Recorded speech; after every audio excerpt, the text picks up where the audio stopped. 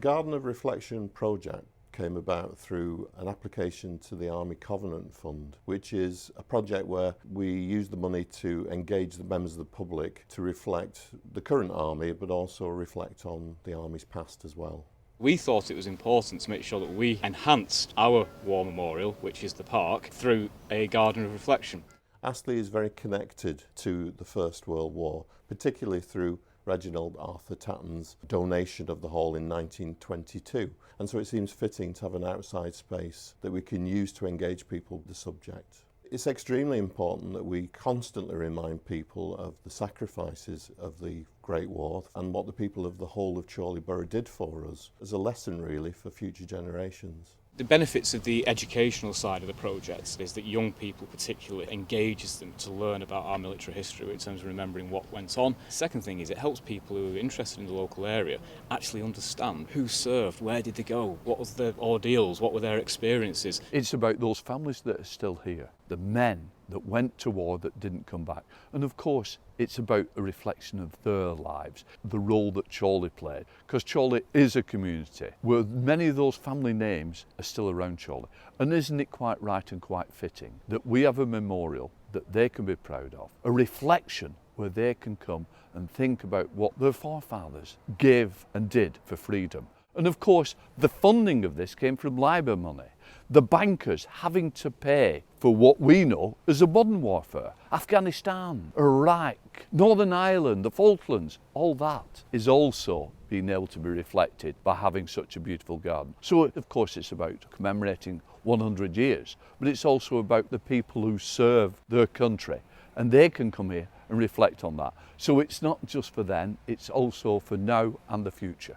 We get a number of visitors every year, with something like in excess of 50,000-60,000 people came to the park last year. So that in itself shows that people like spending time here. But I think the Garden Reflection will create a lot of interest because it won't only bring local people, but it will bring people from further afield who want to know what this is about, what's its purpose and what does it actually mean.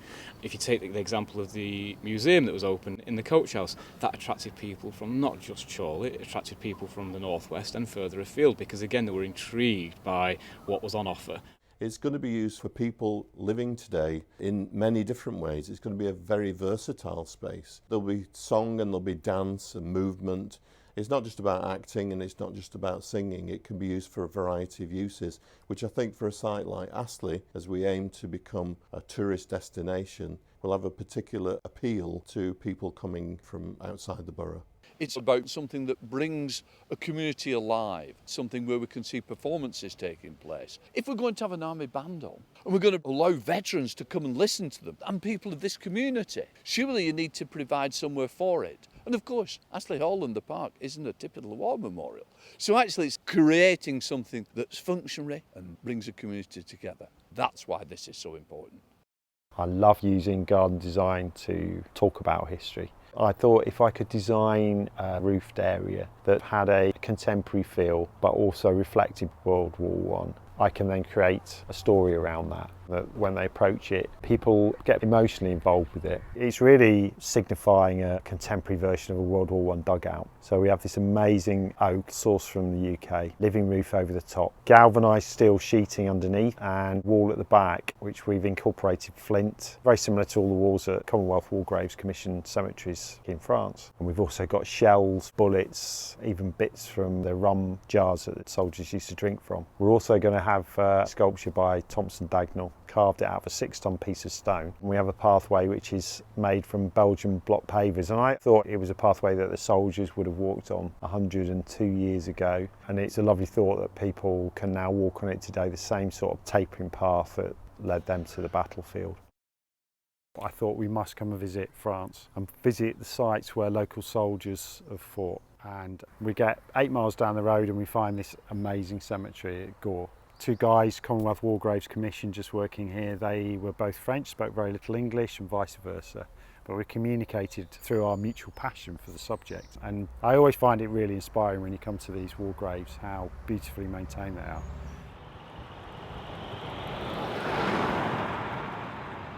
We chose to come to Festubert, which is a somewhat forgotten story of Chorley's history. It sort of was superseded by the events of the Somme and Ypres. With regards to the Chorley Terriers, it was the second largest loss of life for the borough on a single day in World War One. It's just a field now, and we found pretty much the exact spot.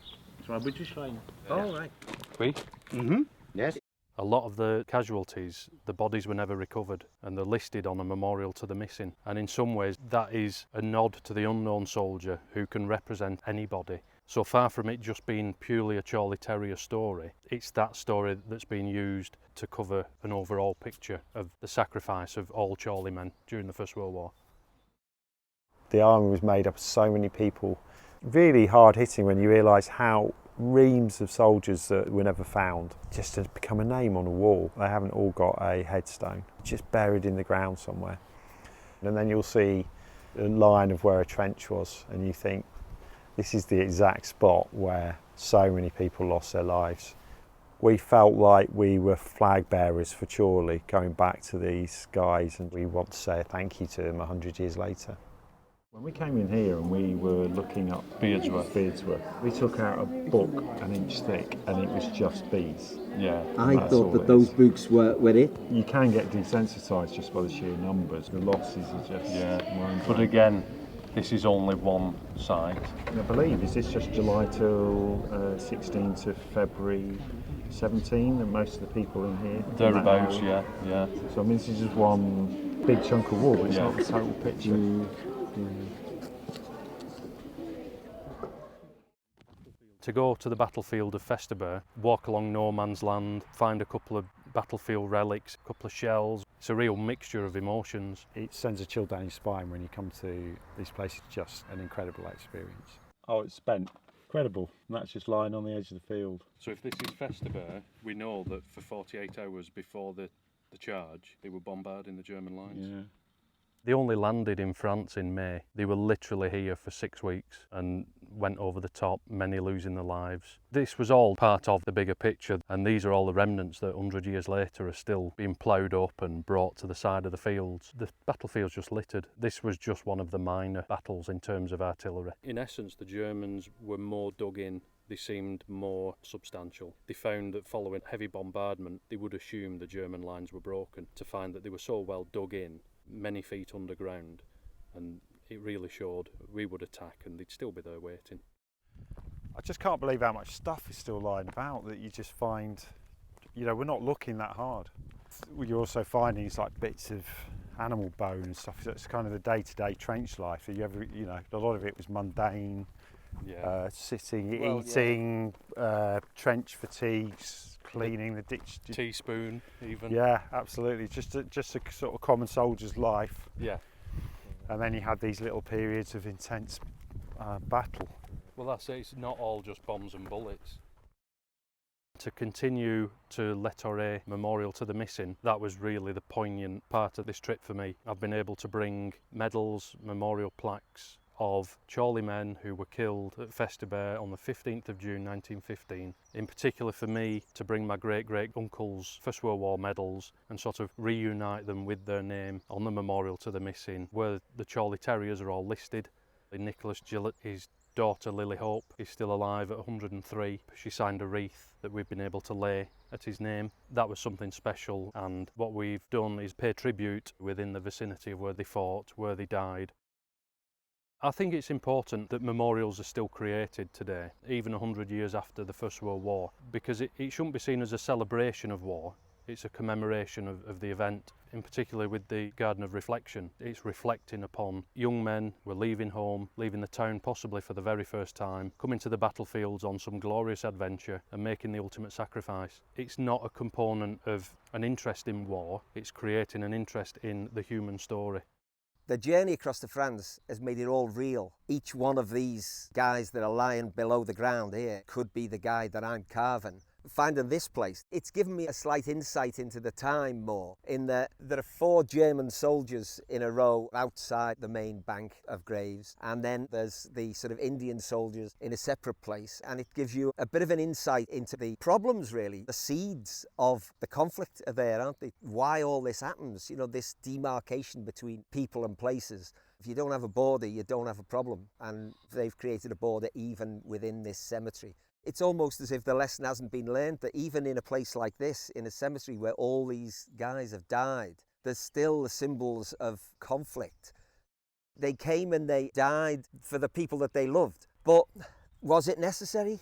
And the more you promote this idea of heroism and bravery, the more you're enticing more young lads to go into the same thing, and the more it becomes more acceptable to die on the battlefield. It just doesn't sit very well with me, the bulling up of it. You've just got to look along the rows. These are all poor young men who were killed. How could you not remember that? I mean, if you don't remember that, then you're in trouble, aren't you? Because it can happen again. So it's absolutely essential to try and get that point across, that people, they don't need to die in their thousands like this. It's ludicrous. If you'd have been born back then, you'd have probably been there with them. We're in Queen's Cemetery, and literally where we're sat is the German front line that the Chorley pals were facing as they left the front line trench 300 metres just over there. Up they came, charged across, but they were faced with machine gun fire. Many casualties on the first day. Chorley pals lost 34, 35. Twice as many were injured, but many are laid to rest here. There's a few more just over the way at Cemetery number 3, with many more being left on the battlefields. They were never recovered. Well, you just kind of imagine it, don't you? I mean, it was absolutely roasting here, and I'm thinking these guys charging across here, got wounded, lying in the sun, crying for water, crying for their mothers. And it's just weird because you look back, it just like you feel like you could sprint that. From where we are now, we were saying like a cricketer could hit a ball. It's so near, you almost feel like you could throw something yourself. The minimum they carried was 60 pounds, some of them carrying 90 pounds on the back, and you think, it's ever so slightly uphill here, isn't it? And it's a bit of a psychological thing, you feel like it's a slog. Yeah. We must have literally gone 10 yards and just thought, we're not going to make it, Yeah. and they didn't. There would have been an element of surprise for the pals, assuming that the bombardment prior would have cut the German lines, the barbed wire, and almost there would have been an air of, you know, we can do this, you know, it's only over there, we can charge across and take the trench and hold a position. And the shock, obviously, of leaving the trench and the machine guns opening up again, it literally would have been hell on earth. Nobody's excluded from this garden of reflection, and that's what's important. It's for everybody, male, female. They don't know us, they didn't owe us anything, but they were prepared to take up arms or serve the forces, and many made the ultimate sacrifice. And it's a great tribute that we can pay them in designing and producing this peaceful place to sit and reflect, and then to the other extreme, sit and be entertained. After all, is that not what they made the sacrifice for, that we could live and carry on doing what we enjoy, friends and family together? Is that our mate coming again? We were really lucky to stumble across Farmer, this beautiful area called Sayre, where the trenches and the shell holes have been preserved. And we had a conversation with him. We didn't speak very good French, but we came back to his farm and he's got stuff everywhere. So shells and bullets, trench picks, rifles. Well, machine gun casing, still with live magazine. So he was sort of kicking around in the long grass and he comes up with a hand grenade that's still got the pin in it, massive unexploded shell. And you realise that these people have lived with this all their life. And he was telling us how right up until the 1970s, he used to have a metal plate on the back of his tractor in case they hit a shell and it exploded, and it would stop the shrapnel coming into the cab. So the war finished in 1918, but the people that lived there have been living with the iron harvest. It keeps getting dug up every year, but also he was really kind to let us have some shell casings. But these weren't just generic to the period. These have actually been found in the few acres where the Chorley Pals battalions went over the top July the 1st, 1916. So to have a shell that could have been fired around that period, it might even been fired on that very day. I mean, that is what a sense of history means, where you can pick up a shell casing that talks to you about what happened. I think we're a country that loves history. We immerse ourselves in stories from the past. You know, I live in Chorley. To be able to create something like this in my own town is a real honour, and most people have a relative, a granddad, a great-grandfather, an uncle who fought in the First World War. My grandfather fought in the First World War, and I'm hoping that this will invigorate people's interests in their own stories about their own relatives and look into the history of what they did.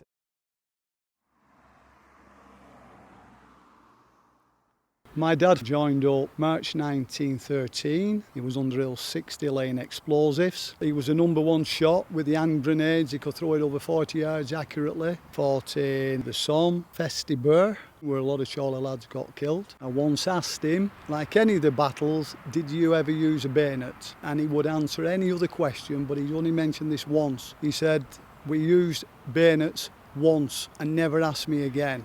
That's the end of that, laddie, he said to me. If it all kicked off again, he would have gone again. If historians say any different now, it's all right then. Talking now, they were not there. They were there, they were doing their bit. So I think it's absolutely brilliant that we're still commemorating the First World War, like after over 100 years. I think all our history about World War I should be taught in schools to all faiths, so it can never happen again. Because if it's just shoved to one side, nobody knows about it, and some people walk by eyes wide shut, and then it can all start again. You've got to stop things way before they start. We should never forget the sacrifice of what our men from our town and other towns did for our freedom. They earned these big monuments. They should always be remembered. Wherever possible, I've tried to source materials from Lancashire or even the northwest. So the oak is English oak, and a lot of the plants have been grown by local nurseries. I've tried to really engage local community in a project that's in Chorley and about Chorley. It was so important that we integrated materials that had some sense of where the guys that fought in France were based. We have sandstone, which commemorates cotton mills, which most of the people in Chorley worked in. And one of the common materials that ran all the way through all the cemeteries was flint. It's a material that goes way back in history, where they used to make axe heads out of them. It runs all the way through France and all the way through south of England. So we have this connection between Chorley, France, and also into Belgium, where they use flint as well. The little tiny bullets that we found in Festiber and over in the Somme area, we're actually going to bury into the oak, and this is going to be something that the kids are going to have to go and find. You know, where are they? How many bullets are there? And we're also going to do that with the shrapnel. We have some little lead pellets from the blast explosion, and they've been pushed into the oak, but the oak has protected the soldiers. The story we've got running through the seating area, which is some big slabs of stone, is a lovely poem written by a Lancashire mill worker's daughter. She's 12 years old, and she's writing a poem to her father, who's fighting on the Western Front, saying how much she misses him and how much she hopes that her dad's missing her. He's thinking back about his daughter and about Chorley, the town that he's born and the town he loves. In stonework, because you've got to work sort of back to front from the outside in, the removal of the material, you just take away everything that isn't what you want. Each hammer blow is a decision, but you end up with something different than you would if you built it up.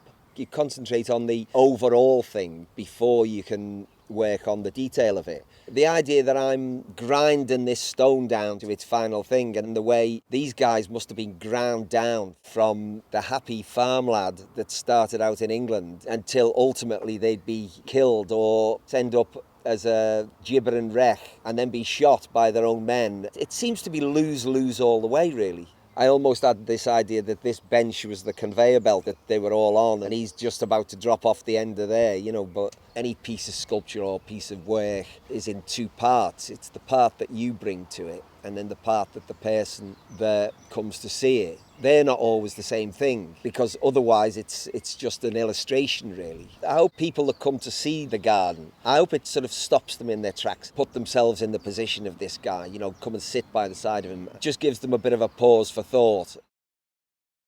We decided to call it the Garden Reflection because when it's not being used for performances, I want people visiting the park to be able to wander into it and sit down on one of the stones and just have a moment to themselves where they can look at interesting little artefacts that we're going to have dotted around the gardens and perhaps think about what the garden signifies. Part of having all these little features in it is to make this garden interactive and a real living piece of history.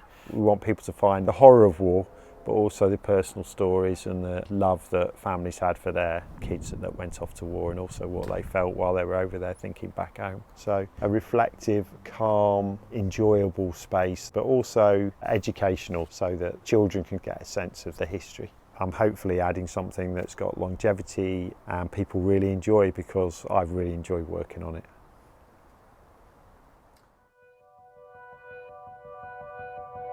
Borough.